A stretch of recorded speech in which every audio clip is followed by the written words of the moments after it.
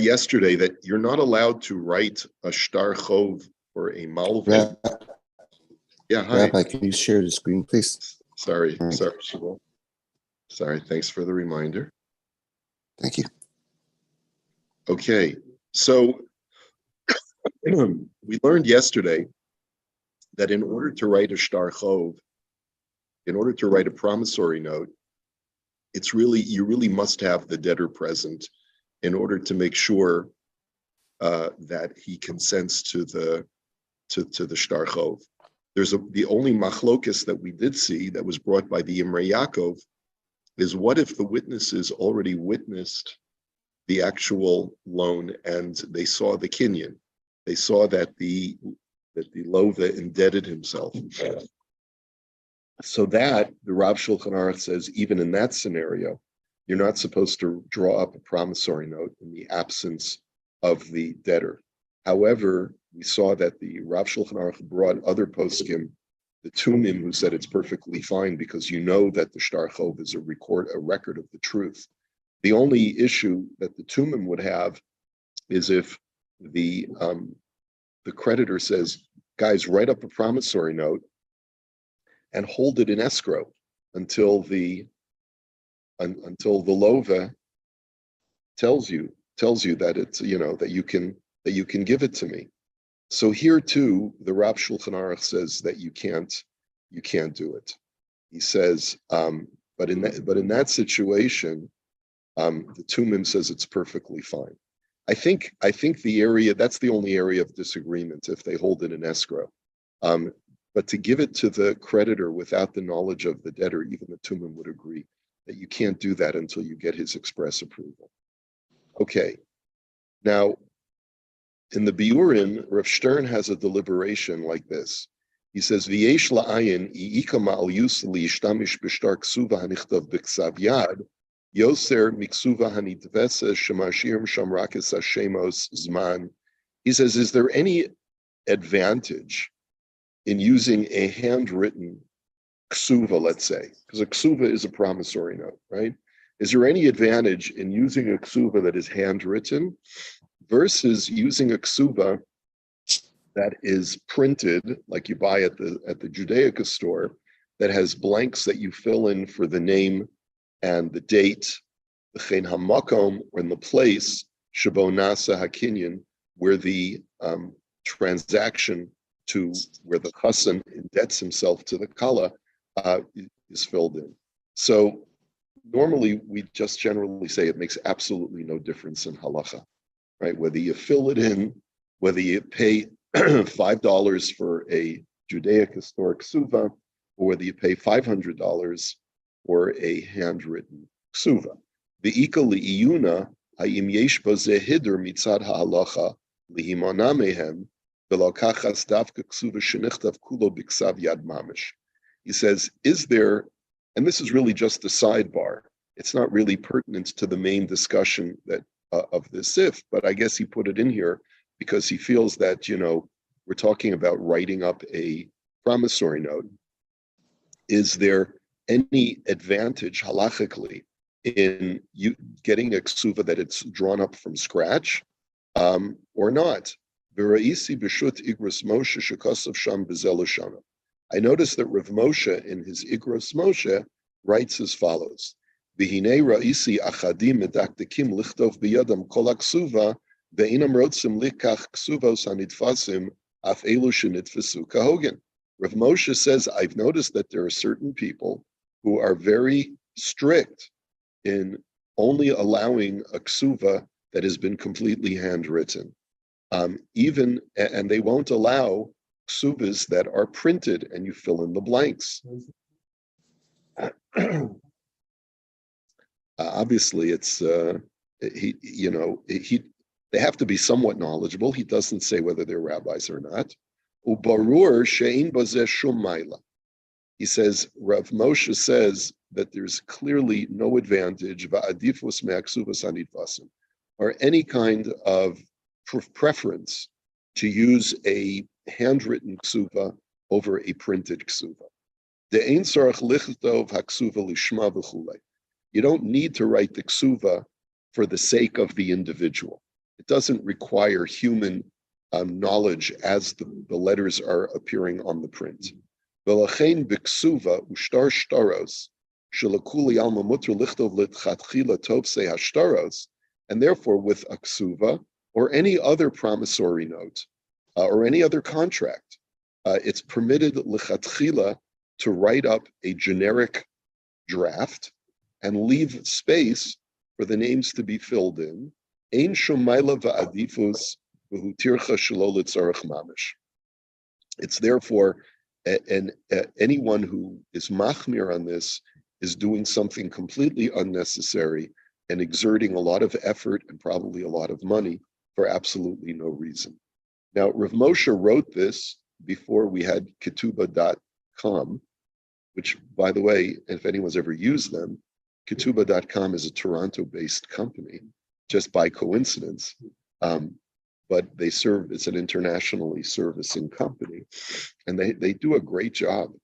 They will, you go online and you put in the name of the bride and the groom, you put in the name of the place, you put in the name of your officiating rabbi, and now they've added a bunch of new features. Do you want the letter kuf to appear in full? Do you want the leg of the letter kuf missing? Whole bunch of different things that they know that are rabbinic preferences, and it's great, and it prints out and it looks beautiful because they use a high quality ink and a high quality paper, and it comes out as a work of art. Aval divrei, so he says, but then Rav Stern says, aval divrei ha'igros Moshe tzarich iyun sheishtamit minei divrei hashach. Says, unfortunately, I have to raise an issue with this Rav Moshe Feinstein. He says, because he seems to have forgotten something that the Shach writes explicitly. The Shach is of the opinion that you're not permitted to write the standard generic form of a promissory note and then afterwards fill in the names. Nicha, the hatafes b'litoref mutergam lahashach. He says, I could understand the ksuva that doesn't have the amount of money written in. It doesn't say 200 zuz, okay, or 200 pieces of silver, which is the standard amount that goes to a betula. He says that even the shach would agree, as long as you don't have the amount that written in, then that's certainly okay. Aval im kasev bahem masayim v'chulei. But the shach would have a problem of writing up a promissory note that has actually the actual amount of the debt written inside. And by the way, you can get both kinds of fill-in-the-blank ketubas. There is a generic fill-in-the-blank ketubah that is written for a betula, for a virgin, and then it says 200 zuz, it has the word betula written in, and that's, I would say, probably 80% of Jewish marriages are of that kind. But there's a significant percentage, 15 to 20% of marriages are second marriages, divorcees marriages, converts marriages, widows marriages, where the amount is 100 zuz, not 200 zuz. Everything is halved. Okay. We still call her a betula. We still call her a virgin, even though we know that she's like, what is that song by Madonna? Right? She's not. Even though we know, even though she's like a virgin, but she's not, right? And the reason why is because since the chassan also knows, in all likelihood, that she's not a virgin, but he's willing to pay the value of a betula for a first marriage. That's the understanding. That's what the modern day poskim have said in the last 40, 50 years, okay? It's a different world today than it used to be, that's for sure. And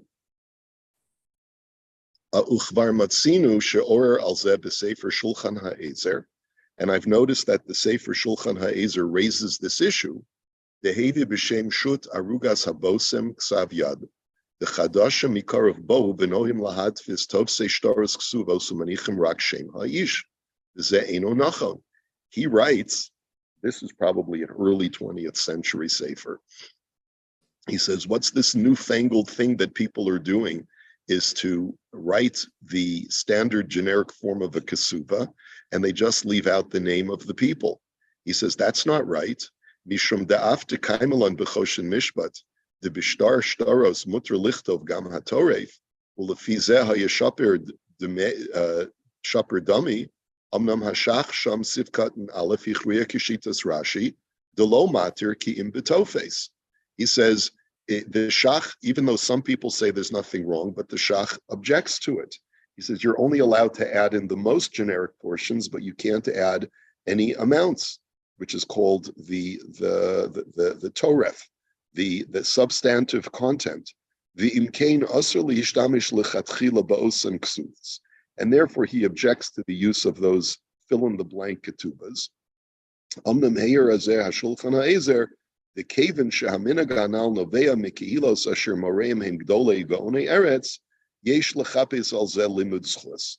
He says, but the Sefer Shulchan Ha'ezer says, since these newfangled printed ksuvas, the fill-in-the-blank ksuvas, have emanated from communities which are led by great rabbis who are leaders of their generation, we have to find some defense for this practice. Umatza dahatumim vanasivos kasvu sham dahaminaku keshulchan aruch dematr lichtov gamtore fashtar udelo kishita sashach shapasa karashi at kandavar. And the answer is that the Shach seems to be in the minority on this matter, and for that reason, we can always use fill in the blank suvas. Gamba Sefer, and then he goes on and on and on. And so you see how seriously this is. I was never aware that there was ever even a discussion of using a fill-in-the-blank suva. And so I just want to jump to the bottom line. He says, when you think about it, what is the reasoning involved? What's the reason why you can't write a shtar that has details in it, even though it doesn't have the names of the people? He says, Hainu mitam demechsi keshikra. It's because it looks like the sofer is lying by making up a story, by creating a promissory note on a debt that currently does not exist. Ulefi zeh yesh lomer de b'shtar ksuva hanichtav b'masayim zukukim kesef leka bochshash zeh dahavi bish dahare bishlama b'shtar chov ragel shekol shtar hu nichtav al sikum acher. He says, and for that reason, I would argue, in defense of Rav Moshe, that for a ksuva, it doesn't matter.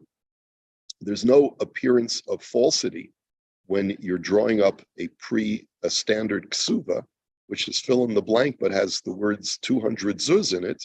He says, because that doesn't look like a lie, because that's the standard amount in every ketubah. He says, when it comes to promissory notes, drawing up a promissory note with a specific amount in it looks more like a lie, because every loan is of a different amount. So therefore,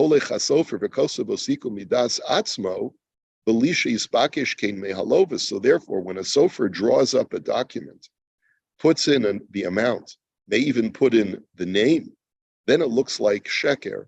It looks like it's a lie. But in our ksuvas for first marriages, where everything is uniform, and anyone who gets married writes in a fixed amount, but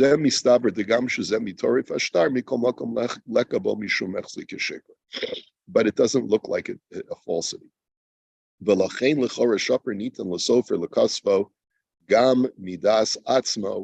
He says, and therefore it would make sense to argue to write a ksuva or to use a pre-printed ksuva.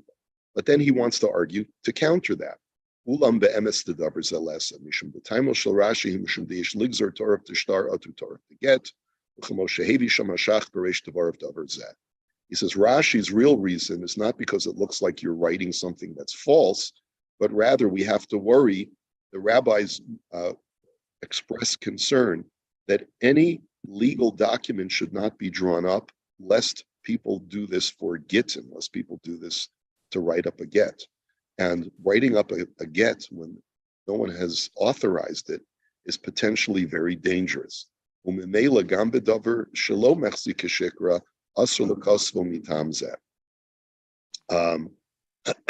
therefore, it would seem that it would be better not. And he keeps going on and on and on about this matter. He says,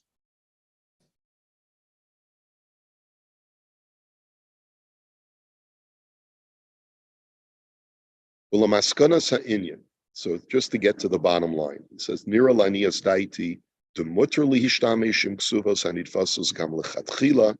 He says it is certainly permitted to use the fill-in-the-blank ksuvas, ba'al kol panim ein shum pikpuk bekashrusam, and certainly no one could ever claim that they're not kosher. That for sure. Even if a person wishes to be machmir and not use it, you can never claim that a fill-in-the-blank ksuva is not kosher. The gam l'shitas Rashi etzem haksuva yesh lahachshir kishar ksuvas rakasofer tzarch lihimana milakasvam. He says even according to Rashi and the Shach, it's not that they're not kosher. It's just that we don't want sofrim to write up pre-printed promissory notes. Gam shulchan ha'ezer sham masik b'zeh halashon, and even the shulchan ha'ezer also concludes with that language. Ubiprat asher po makom chasanos mikarov v'meirachog ochachti ladas. I'm sure, I don't know what this abbreviation stands for. Ta'amim ki yesh milos b'ksuvos hanitfasos ad kan l'shona. He says there are even sometimes advantages to using a pre-printed ksuva, because a lot of times a person who's a Masader Kiddushin might forget a word. Okay, but that's only when it's a generic ksuva that doesn't have a particular chassan's name. Aval b'ksuva shenasim al yedei mechashev al pi hazmanat hachatan v'nasa hakol avuro v'zeh l'kuli alma gam l'Rashi shaper dami.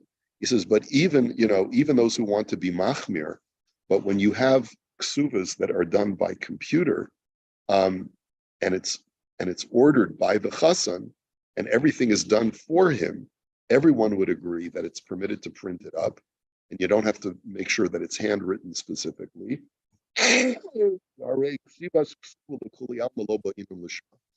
a ksuba does not have to be written lishma, which means with intent while you're writing the letters. And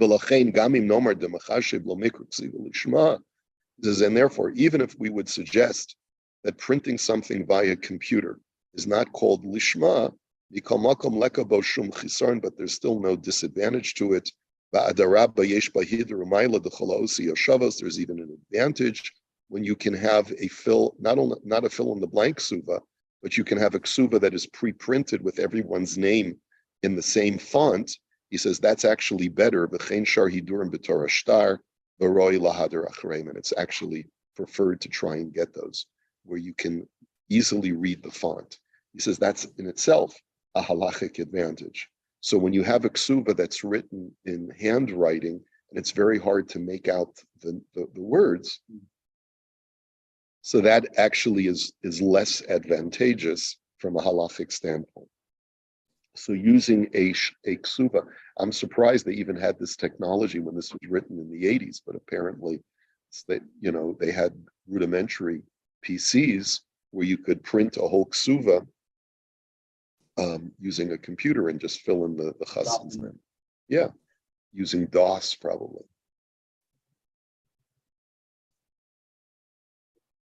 No, that's not acceptable. That's not acceptable. At least we haven't seen anyone who would suggest that.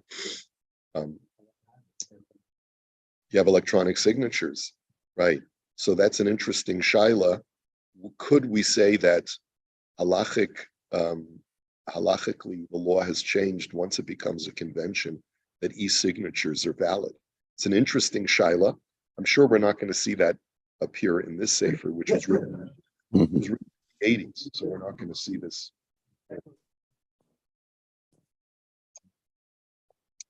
Absolutely. Okay. Does it apply? What do you mean, does it apply? Oh, you mean as far as a pre-printed get? that's the question. I believe that a get does have to be written lishma. The get has to be written lishma. That's the difference, is that, and by the way, that was Rashi's concern, is that if we allow non-gittin documents to be written, to be printed and pre-printed, you might do the same for gittin. And a get has to be written lishma.